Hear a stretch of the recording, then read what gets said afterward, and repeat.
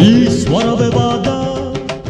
ಈಶ್ವರನೇ ನಾದ ಜೊತೆಗತಿಯ ಕಾಗುಣಿತ ವೇದ ಶಿವಸ್ಮರಣೆ ಸಂಗೀತ ಸ್ವಾದ ಗಮಕಗಳ ಪಾಂಡಿತ್ಯ ಶೋಧ ಸುಮತಿಗಳ ಸುಜ್ಞಾನ ಬೋಧ ಪಲುಟುಗಳ ವಿಚಾರಣೆ ಕ್ಷಮಾಪಣೆ ವಿಮೋಚನೆ ಗೆಲುವುಗಳ ಆಲೋಚನೆ ಸರಸ್ವತಿ ಸಮರ್ಪಣೆ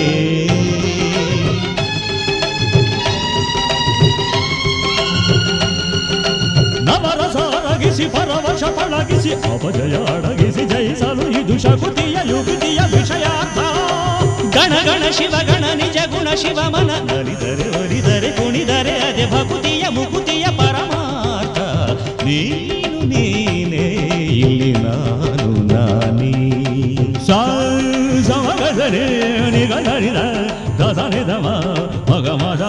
ದದ ಮದ ನಿನ್ನಿದ ಸಮ